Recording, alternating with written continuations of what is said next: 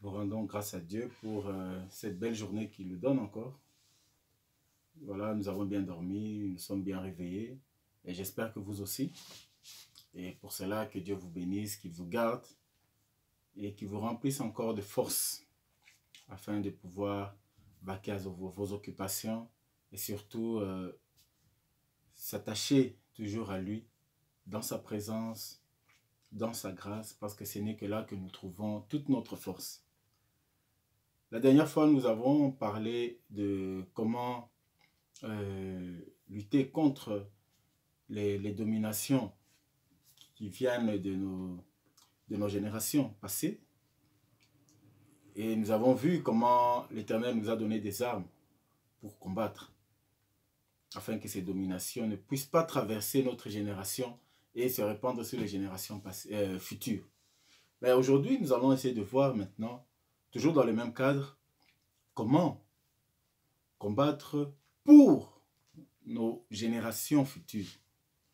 Parce que nous avons une très grande responsabilité, celle de maintenir les générations futures, c'est-à-dire nos enfants, nos petits-enfants et tous ceux qui suivent, dans la présence de Dieu et loin des dominations diaboliques et sataniques. Comme cela était fait dans le passé par nos ancêtres et qui nous ont rattrapés pour certains jusqu'à ce jour.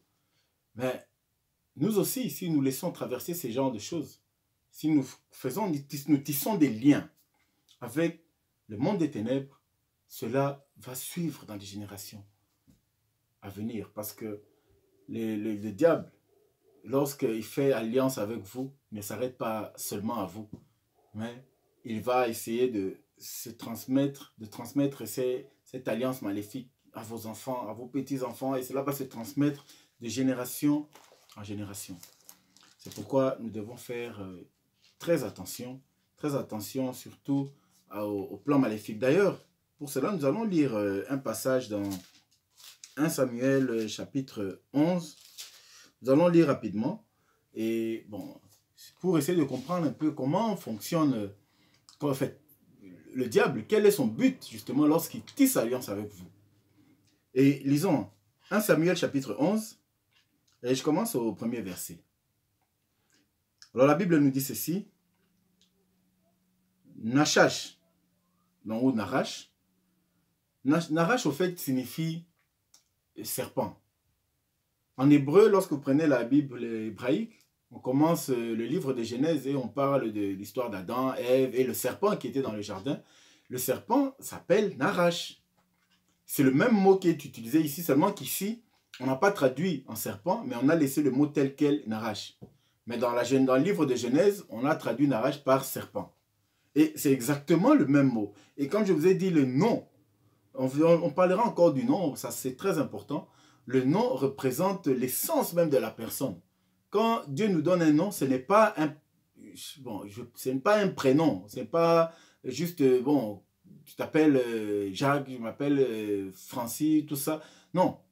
Chez Dieu, le nom qu'il te donne, ça porte toute ton essence, tout ce que tu vas faire, toute la mission que tu as à faire, tout est compris dans le nom. Alors ici, quand il porte le nom de serpent et que nous connaissons déjà que représente le serpent, nous voyons déjà comment on dit, l'essence de cette personne-là qui s'appelle Narash. Donc ce n'est pas écrit pour rien. Alors voyons voir maintenant quel est l'esprit du serpent, puisqu'on parle du serpent ici. Alors Narash, l'ammonite, donc ammonite c'est déjà l'ennemi d'Israël, vint assiéger Jabès en Galade. Tous les habitants de Jabès dirent à Narash, traite alliance avec nous et nous te servirons. Voilà les enfants d'Israël qui disent, c'est bon, une partie d'Israël à Jabès qui disent, qui sont en train de dire à Narash, fais alliance avec nous et nous allons te servir. Et là, c'était juste une partie. Mais écoutez ce que va dire le serpent. Mais Narash l'ammonite leur répondit, je traiterai avec vous à la condition que je vous crève à tous l'œil droit. Ben, ça c'est grave. Il dit, pour que je traite alliance avec vous, venez, je vais vous crever l'œil droit, tous, et que j'imprime ainsi l'opprobre sur tout Israël. Ici, Jabès ne s'arrête, Nahash ne s'arrête pas seulement à Jabès, puisque ceux qui l'ont contacté, ce sont les habitants de Jabès. Il pouvait leur dire, venez, je vais vous crever l'œil, comme ça je vais dominer sur vous, les gens de Jabès. Mais non, il ne s'arrête pas seulement, c'est comme une... Jabès, c'est une ville d'Israël, c'était en fait une ville dans tout Israël. Mais ils disent, non, je ne vais pas m'arrêter seulement à Jabès. Je vous crève l'œil, comme ça je vais dominer sur tout Israël. Donc, quand on parle de propre, ça veut dire, je vais mettre la honte, pas seulement à vous, Jabès, mais à tout Israël. Voilà l'esprit du serpent. Voilà l'esprit du serpent. Alors, lorsque vous traitez alliance avec le serpent, avec le Nahash, le but du diable, c'est quoi? Ce n'est pas seulement de traiter alliance avec vous. Vous donnez, donc vous humiliez vous. Après, non, c'est d'humilier vous et toutes les générations qui vont vous suivre. C'est exactement ce que les serpents est en train de dire aux Juifs. Ils disent que non, venez, je vais faire ça. Si vous voulez que je traite alliance avec vous, acceptez que je vous crève l'œil droit. Quand on dit crever l'œil droit, ça veut dire quoi? Celui qui a les deux yeux, il a une vision en perspective. Donc en réalité, il sait voir où est le danger, où n'est pas, où est le bien, où est le mal, tout ça. Mais lorsque on vous crève l'œil droit, ça veut dire que votre vision, elle n'est plus en perspective, ça devient une vision plate. Il y a des choses que vous voyez et vous n'arrivez pas à très bien interpréter. Spirituellement, ça veut dire quoi? Ça veut dire que ce qui était mauvais avant, quand on vous crève l'œil droit et que vous n'avez qu'un seul œil, donc vous allez voir ces choses en moitié. Vous pouvez dire que oui, c'est bien, mais on peut le faire, mais on va le faire d'une autre manière. Alors que lorsque vous avez les deux yeux, lorsque spirituellement les deux yeux, vous savez voir que cela ne peut pas se faire, c'est mauvais, c'est un péché. Mais lorsqu'on vous crève l'œil droit, comme ça s'est passé avec Ève en réalité, donc Ève, le diable a trompé Ève, donc il a crevé l'œil droit et il lui a dit que non, tu manges le fruit, tu ne vas pas mourir, mais tu vas devenir comme Dieu. Vous voyez comment il a habillé. Il est venu avec cette ruse. Et c'est ça le but du diable. Donc nous crever l'œil droit, c'est-à-dire qu'on n'arrive plus à avoir cette perception du péché et on commence à croire qu'on marche dans le bien et pourtant nous sommes en train de mélanger les deux. Et lorsqu'on mélange les deux, la Bible nous dit, si tu es ni chaud ni froid, je vais te vomir. Automatiquement, tu es rejeté de Dieu. Et le diable le sait très bien. C'est pourquoi il dit qu'il va crever l'œil droit. D'ailleurs, si vous voyez même l'un des symboles des Illuminati, des francs-maçons, tout ça, c'est l'œil. Pourquoi il y a toujours un œil? Ben justement parce que ça vient de ce texte. C'est la mission du diable, c'est que l'homme sur la terre n'ait qu'un seul œil, qui ne voit plus les choses en totalité, qui ne voit plus la vérité en face, la vraie réalité, qu'il ait une vision qui est moitié, qui est en moitié, qui est plus ou moins troublée. Il ne sait plus savoir ce qui est bon, ce qui est mauvais, et le diable va d'abord te crever la vue, te crever un œil pour que tu ne vois plus des choses de manière claire. Tu ne vois plus le péché de manière claire. Et après ça, le but final, c'est pour te détruire, t'anéantir. Voilà le but du diable. Et comme on vient de lire, le diable, il ne veut pas seulement faire alliance avec toi. Mais quand il fait alliance avec toi, c'est pour entraîner toutes tes générations. C'est pourquoi on doit faire très, très, très attention. Et c'est ce qui se passe ici pour nous, aujourd'hui. Nous ne pouvons pas faire alliance, permettre au diable de venir faire alliance avec nous. Pourquoi? Parce que si nous nous engageons dans une alliance avec Satan, frères et sœurs, c'est toutes nos générations qui seront détruites. C'est pourquoi vous verrez que si quelqu'un va faire une alliance avec le diable pour avoir l'argent, pour avoir du succès, il va faire des alliances sataniques. Qu'est-ce que vous remarquez dans sa famille? Des fois, c'est soit les enfants qui commencent à mourir, ou l'aîné qui meurt, tout ça. Pourquoi? Parce que lui, il est entré dans la mort, mais il n'est pas encore mort physiquement, seulement que la mort atteint déjà sa famille. Parce que tous sont entrés dans ce lien, dans cette alliance à partir de lui. Alors faisons très attention. C'est pourquoi aujourd'hui nous voulons voir un peu comment combattre pour nos générations. Pour les enfants, pour les petits-enfants, pour tous ceux qui vont sortir de nous. Et pour cela, nous allons prendre nos Bibles et nous allons lire dans le livre d'Exode, au chapitre 17, et à partir du verset 8. Exode chapitre 17 au verset 8, je lis.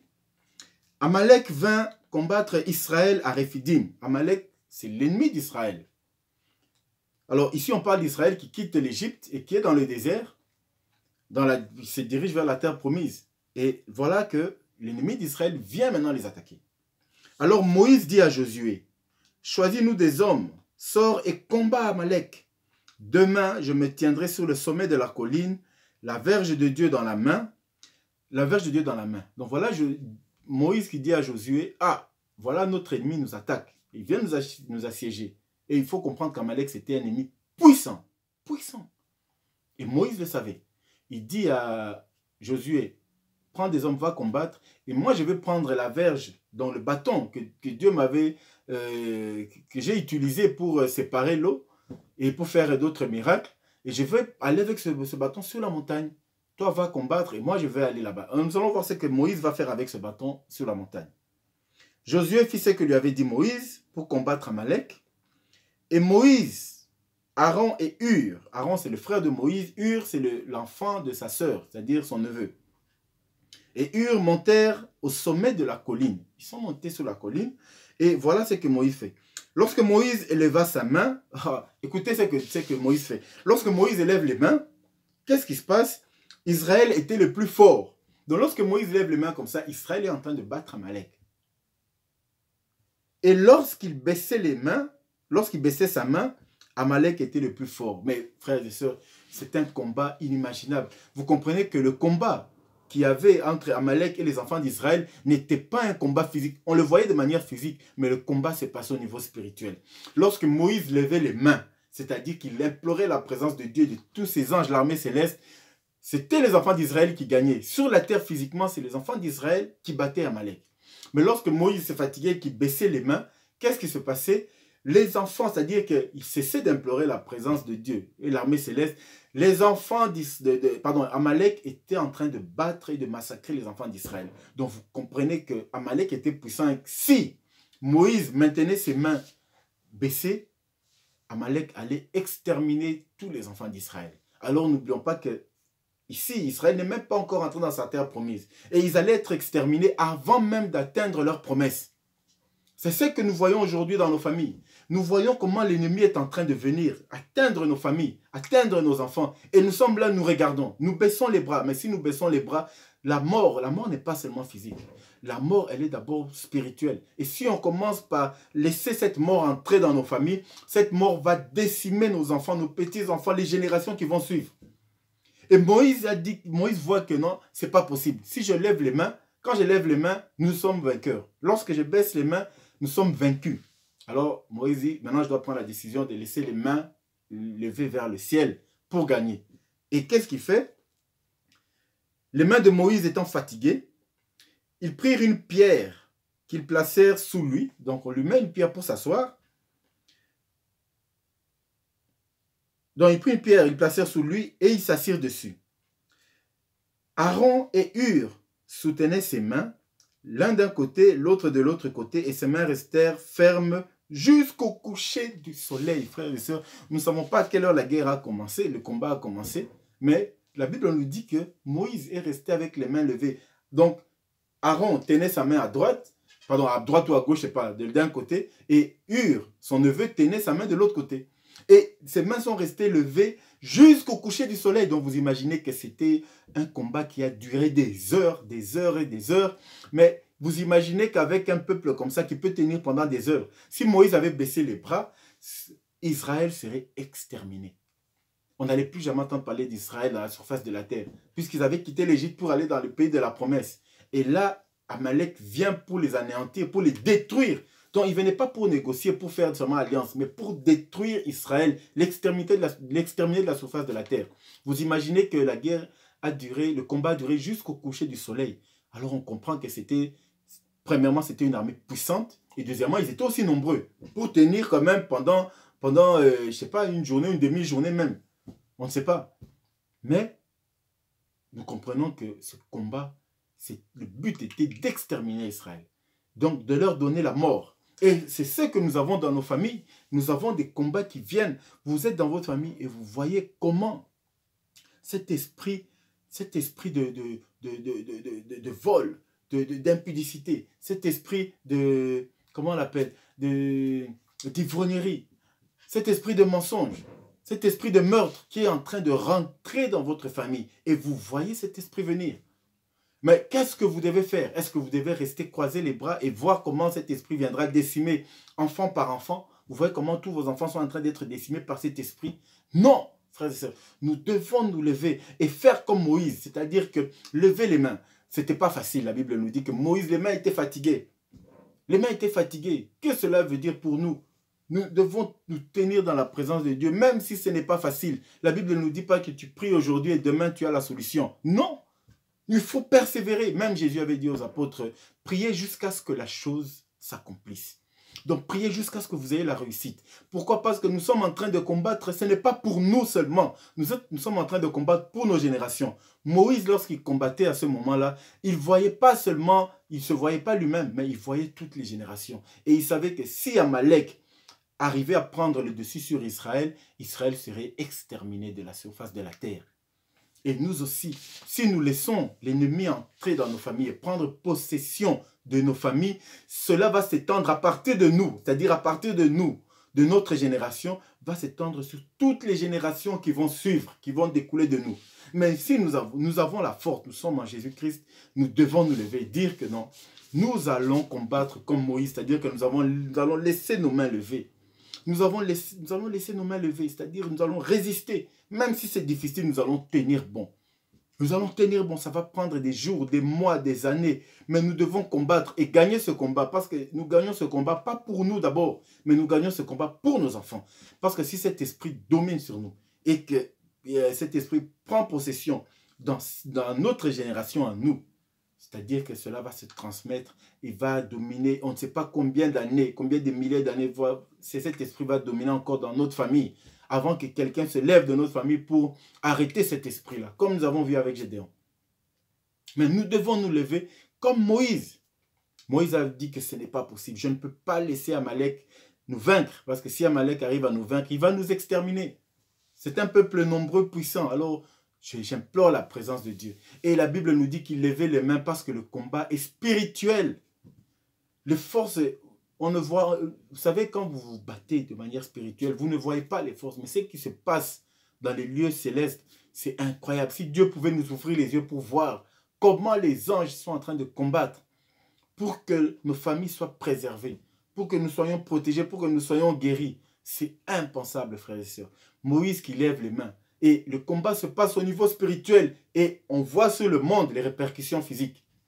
Ce que le monde voyait, ce que les gens voyaient, les enfants d'Israël voyaient sur la terre, ils voyaient des ennemis devant eux, ils voyaient un combat physique, de corps à corps avec des armes, et des javelots, tout ce que vous voulez. Mais pour Moïse, le combat n'était pas physique, le combat était spirituel. Il savait que ce combat-là devait être gagné d'abord au niveau spirituel. Et une fois qu'au niveau spirituel, le combat est gagné, c'est le plan physique qui ne fait que s'accomplir. C'est pourquoi nous devons combattre pour nos familles, pour nos générations, pour les générations à venir. Nous devons combattre pour ces générations. C'est-à-dire que nous ne devons pas lâcher. Nous devons tenir bon, même si c'est difficile. Puisque si nous ouvrons les portes et que nous nous résignons à dire que voilà, nous baissons les bras et que nous lâchons prise, ces esprits prendront domination sur nous d'abord. Et après nous, les générations qui vont suivre. Nous allons sacrifier toutes nos générations si nous ne prenons pas position maintenant. Nous devons résister, même si c'est difficile. Nous devons comprendre que nous ne nous battons pas pour nous, nous nous battons pour nos enfants. Vous voyez, quand on voit les parents aujourd'hui se lever très tôt le matin, à 4 heures, 3 heures, 2 heures du matin pour aller travailler. Ils vont travailler pourquoi? Pour leur vie, mais pas seulement pour leur vie, parce qu'ils voient l'avenir de leurs enfants. Ils veulent que leurs enfants aient à manger. Ils veulent que leurs enfants aient des jeux, qui se divertissent, qu'ils ne manquent de rien. Ils veulent que leurs enfants soient à l'aise et leur famille. Et c'est pourquoi les parents se battent. Ils se battent quand c'est pas facile. Quand bien même c'est pas facile. Ils tiennent le coup. Que ce soit l'hiver, l'été, dans la chaleur, le froid, ils se lèvent. Pourquoi? Pour que leur famille ne manque de rien. Et c'est ça le combat que nous avons, frères et sœurs. Ne croyons pas que notre vie, ça se limite à nous. Nous avons une grande responsabilité pour les générations à venir.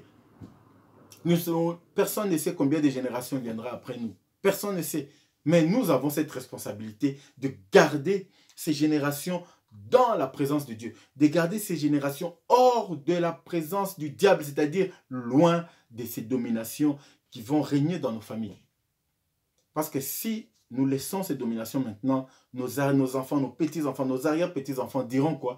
Que c'est à cause de cela, à cause de celui-là ou de celle-là, que le diable a pris possession et a régné dans notre famille et a causé tout le mal qu'il va causer. Vous voyez pourquoi nous allons lire un texte, c'est dans 1 Corinthiens chapitre 7. Et juste pour justifier ce que je suis en train de dire, que nous avons une responsabilité sur nos enfants. Regardez, lisons d'abord les textes. 1 Corinthiens chapitre 7. 1 Corinthiens au chapitre 7. Et nous allons commencer peut-être au verset voilà, 1 Corinthiens chapitre 7. Et je commence au verset 12. Alors ici, c'est l'apôtre Paul qui parle. Ici, il s'agit de l'église de Corinthe, il y avait des difficultés, des problèmes dans les familles, des mariages, tout ça. Et l'apôtre Paul il a dit quelque chose de très important. Il commence par dire que aux autres, ce n'est pas le Seigneur, c'est moi qui dis. En tant que serviteur de Dieu, je suis en train de dire ceci, mais inspiré bien sûr du Saint-Esprit. Écoutez ce qu'il dit et nous allons voir la conclusion. C'est qu'il y a une conclusion de Dieu lui-même. Si un frère a une femme non croyante et qu'elle consente à habiter avec lui, qu'il ne la répudie point.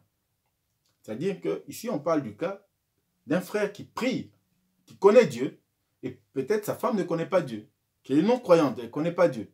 Ou alors qu'elle ne prie pas du tout, elle ne croit en rien, comme aujourd'hui, vous avez beaucoup de gens, je ne crois en rien du tout. Bref, on croit toujours à quelque chose de toute façon.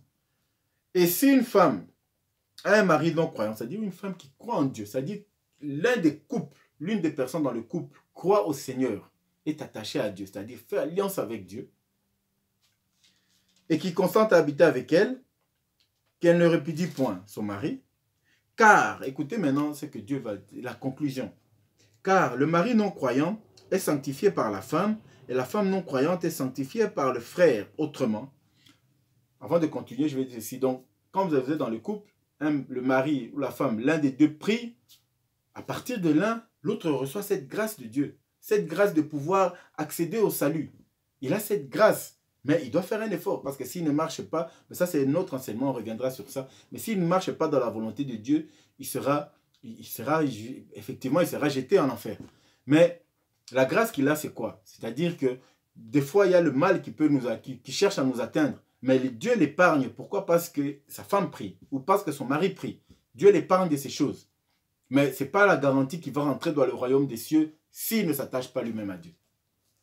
Alors bref, ça c'est un autre sujet. Mais écoutons ce qu'il dit, c'est ce qui suit. Autrement, vos enfants seraient impurs, tandis que maintenant, ils sont saints. Mais pourquoi les enfants sont saints? Parce que la Bible dit, l'apôtre Paul dit, autrement, vos enfants seraient impurs. C'est-à-dire quoi? Si les deux parents ne prient pas, c'est-à-dire les deux parents sont loin de la face de Dieu, loin de la face de Dieu. C'est-à-dire ils ne croient pas en Dieu, oui, ils se sont éloignés de Dieu. Leurs enfants, ne croyez pas que les enfants sont saints, les enfants sont impurs. C'est-à-dire que les enfants sont aussi voués à l'enfer. S'ils arrivent à mourir aujourd'hui, même s'ils sont bébés, et qu'ils arrivent à mourir directement dans les lieux de tourment. Pourquoi? À cause des parents. À cause des parents. Mais là, ici, maintenant, la Bible dit, tandis qu'ici, les enfants sont saints. Pourquoi les enfants sont saints? Parce qu'il y a au moins un des parents qui prie. Alors, maintenant, expliquons pourquoi l'apôtre Paul dit ça. Parce que lorsque un des parents prie, c'est-à-dire qu'il est en train de se battre il est en train de se battre pour les générations qui viennent. C'est-à-dire, grâce à lui, comme il est dans la prière, il est en train d'empêcher aux puissances diaboliques de prendre la domination sur sa famille. C'est comme ça que son mari a cette grâce, ou alors sa femme a cette grâce, mais les enfants sont saints, c'est-à-dire que les enfants sont sanctifiés, ils sont dans la présence de Dieu. Pourquoi? Parce que l'un des parents est en train de prier, l'un des parents domine, est en train d'éloigner ses dominations sataniques, loin de sa famille, loin de la présence de ses enfants. Il se bat pour les générations à venir. Il faut au moins qu'une personne dans la famille se batte pour les générations à venir. Donc vous comprenez maintenant pourquoi, lorsqu'il y a eu le déluge, ou même à Sodome et Gomorrhe, il y a eu des enfants qui étaient morts, il y avait des bébés. Parce que c'était un peuple, il y avait tout le monde, il y avait des enfants, il y avait des bébés, il y avait d'autres qui étaient encore dans les seins maternels. Et tous ces gens sont morts. Alors on doit se demander pourquoi Dieu les a tués, qu'est-ce que ces enfants ont fait. Ils sont bébés, ils n'ont pas péché. Mais s'ils sont morts justement, c'est parce que les parents ont laissé le diable prendre la domination sur eux. C'est-à-dire qu'ils ne se sont pas attachés à la présence de Dieu. Et automatiquement, comme eux ne se sont pas attachés à la présence de Dieu, leurs enfants sont automatiquement maudits. Leurs enfants sont impurs. C'est pourquoi même les enfants devaient mourir. Les enfants sont morts parce que ces enfants étaient impurs. Alors, quand on voit des enfants, on voit qu'ils ne parlent pas, tout ça, nous avons une grande responsabilité de maintenir nos enfants dans la présence de Dieu pour qu'ils soient saints. Alors, lorsque nous prions, lorsque nous sommes attachés à Dieu, nos enfants sont saints. Mais si nous sommes loin de la face de Dieu, tous les deux parents, si aucun des parents ne prie, les enfants sont impurs. C'est-à-dire que, quand on parle des enfants, c'est-à-dire les générations à venir. C'est pourquoi nous devons lutter pour les générations à venir. Si nous laissons l'ennemi prendre possession, prendre la domination sur nous, c'est-à-dire que ce n'est pas seulement sur nous. Il va prendre la domination sur nous, nos enfants, nos petits-enfants, nos arrière-petits-enfants, et ainsi de suite. Et toutes les générations à suivre seront maudites, seront sous la domination du diable, seront sous la domination de cet esprit-là. C'est pourquoi nous avons une grande responsabilité de lutter, frères et sœurs, lutter tant bien que mal, même si c'est difficile. Nous ne luttons pas pour nous, nous luttons pour nos générations à venir. Nous avons une grande responsabilité, frères et sœurs. Nous avons une grande responsabilité que Dieu nous a donnée, de pouvoir mettre fin à toutes les dominations. Nous voyons comment les esprits mauvais viennent dans nos familles. Quand tu vois un enfant chez toi, un enfant qui commence à faire de la prostitution, frères et sœurs, et tu vas regarder pour dire, comme aujourd'hui le monde dit, parce que les politiques nous imposent, ou les politiques nous apprennent à dire que c'est ma vie, j'en fais ce que je veux. Oui, c'est ta vie, tu en fais ce que tu veux, mais les conséquences ne s'arrêtent pas à ta vie. Les conséquences vont aller jusque dans les générations futures. Alors, c'est à ces enfants qui n'ont rien demandé, qui viendront hériter de ce que toi tu dis, ce que toi tu appelles la liberté de la vie, faire ce que je veux. Encouragé par des gouvernements, encouragé par des lois. On dit laissez l'enfant faire ce qu'il veut. Laissez l'enfant... Nous, frères et sœurs, nous ne sommes pas dans ces choses. Nous ne sommes pas dans ces choses. Nous devons protéger nos enfants. Nous devons protéger nos familles. Par la prière, les armes ne sont pas physiques, ce sont des armes spirituelles. Nous devons combattre par la prière. Combattre de manière à ce que ces esprits ne trouvent pas d'issue pour dominer dans nos familles. Nous devons combattre. Moïse a passé toute une... Je ne sais pas si c'est toute une journée, une demi-journée, qu'importe. Mais la Bible nous dit qu'il était fatigué. Pourquoi? Parce que ça prenait du temps. Donc il a pris du temps, les mains levées, il a dit que je ne lâcherai pas. Si je lâche, si je baisse mes bras, les générations à suivre seront exterminées. La mort n'est pas physique. Quand le diable vient dans vos vies, ce n'est pas seulement pour vous tuer physiquement. Il vous tue d'abord spirituellement. Celui qui vit loin de la face de Dieu, même s'il est en train de marcher et qu'il vit, il fait peut-être des grandes choses, il travaille, il fait des choses. Mais malgré ça, il est mort, bien qu'il est vivant. Et nous, le but, c'est de maintenir nos familles en vie, maintenir les générations en vie, de ne pas tisser des liens avec la mort. On a vu celui qui fait alliance avec le Narache, donc avec le serpent. Il ne fait pas seulement alliance pour sa famille. Jabès est allé chercher le Narache pour faire alliance avec lui. Mais le serpent a dit que non, je vous crève l'œil droit et je fais alliance et je vais imposer, je vais mettre la honte. C'est-à-dire, je vais dominer, pas seulement sur vous, Jabès, pas seulement sur cette ville, pas seulement sur Bruxelles, pas seulement sur Paris, mais ça sera sur toute la France, sur toute la Belgique, sur tout le Congo, pas seulement sur Kinshasa. Donc, pas seulement sur toi et ta femme, pas seulement sur toi et ton mari, mais sur vos enfants, sur vos petits-enfants, sur toutes les générations qui vont sortir de vous. Voilà avec quoi je vais faire l'alliance. Alors, lorsque quelqu'un va chercher pour devenir riche, pour avoir les biens matériels de ce monde, va faire alliance avec Satan, va faire alliance avec le serpent. L'alliance qu'il a faite, ce n'est pas une alliance pour lui et sa femme, seulement pour qu'ils soient bien, qu'ils aient des maisons ou quoi, pour qu'ils aient de l'argent. Non, il fait l'alliance, il met dans cette alliance toute sa famille, toute la génération qui va suivre. Et le diable dira toujours que j'avais fait alliance avec votre père, j'avais fait alliance avec votre grand-père, j'avais fait alliance avec votre arrière-grand-père. C'est pourquoi je lui avais donné ça, mais l'alliance était pour tous ceux qui allaient suivre. Donc, en réalité, il va sacrifier toutes les générations. Alors nous, enfants de Dieu, notre combat, c'est un combat des générations. Nous devons protéger nos générations. Ne laisse pas le mal entrer. Tu regardes en train de pleurer.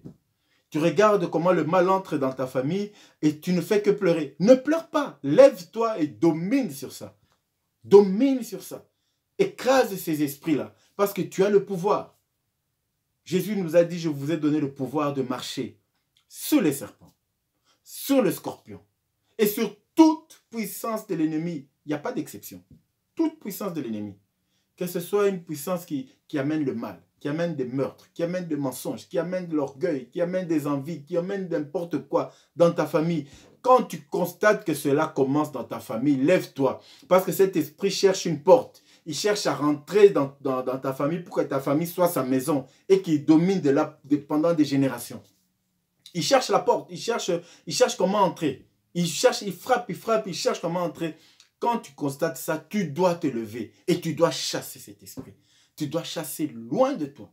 Loin de toi, lève-toi, combat comme Moïse. Ça va te prendre du temps. Mon frère et ma soeur, ne crois pas. Mon frère, ne crois pas que cela va se finir en un jour. Ma soeur, ne crois pas que quand tu vas combattre aujourd'hui, demain, ça sera résolu. Non. Le combat peut te prendre toute une vie. Toute une vie, tu peux te mettre à lutter. Aujourd'hui, lorsque nous allons au travail, nous travaillons pour nos enfants. On ne se dit pas que voilà, j'ai beaucoup travaillé en janvier, donc en février, je ne travaille plus. Comme ça, parce que j'ai beaucoup travaillé pour mes enfants. Non. Lorsqu'on se bat pour sa famille, on se bat toute une vie. Toute une vie, on consacre toute une vie à se battre pour que notre famille soit bien. Et c'est la même chose. Spirituellement, pour que ta famille soit libérée de quelque chose, le combat peut te prendre toute ta vie. Toute ta vie. Mais tu dois combattre. Tu dois combattre et tu dois gagner cette bataille. Pourquoi? Parce que l'ennemi ne cherche pas à lâcher directement. Il ne va pas lâcher une fois. Tu lui dis sors et non. Jésus lui-même a dit lorsqu'un démon sort d'un corps, parce qu'un corps pour lui c'est déjà une maison. Lorsqu'il part, il va chercher à revenir. Et lorsque tu résistes, il revient avec des autres démons plus puissants que lui. Et si tu lâches prise, il reviendra et ta situation sera pire qu'avant. C'est pourquoi, lorsque nous luttons pour nos familles, nous devons lutter, tenir bon, tenir comme Moïse. On ne lâche pas, on ne lâchera jamais les bras. Nous tenons. Tiens bon mon frère, tiens bon ma soeur. Lève-toi pour ta famille parce que tu es cette porte. Et tu dois garder cette porte fermée aux puissances du diable. Que ces puissances ne trouvent pas l'entrée chez toi pour détruire tes enfants, tes petits-enfants et toutes les générations. C'est ce que nous appelons le combat pour nos générations. Nous devons combattre pour nos générations. Nous avons une grande mission, frères et sœurs. Dieu nous fait confiance. Il nous donne cette mission et il est avec nous. C'est pourquoi c'est toujours dans la présence de Jésus-Christ que nous avons la victoire sur tout. Sur tout. Parce que la Bible nous dit qu'en lui, toutes les dominations tombent. Toutes les dominations. Il n'y a rien qui résiste. Alors nous devons rester attachés à notre Seigneur. Le combat, il est spirituel. N'entrons pas dans ces doctrines où on vous parle des combats charnels. Chasse ton frère, chasse ta soeur, bats-toi contre eux. Ce n'est pas ça le combat. Le combat n'est pas charnel. Le combat, il est spirituel. Lorsque tu auras gagné ce combat au niveau spirituel, au niveau charnel ou physique, automatiquement cela va s'accomplir. Parce que tu as déjà la victoire sur le plan spirituel. Voilà, frères et sœurs, ce que nous pouvons dire sur le combat pour nos générations. Nous devons combattre. Battons-nous pour nos générations. Ne laissons pas l'ennemi entrer. Lorsque nous voyons que cela commence, nous voyons que l'ennemi cherche une porte pour venir s'asseoir dans nos familles. Ne lui donnons pas l'accès. Nous devons le chasser.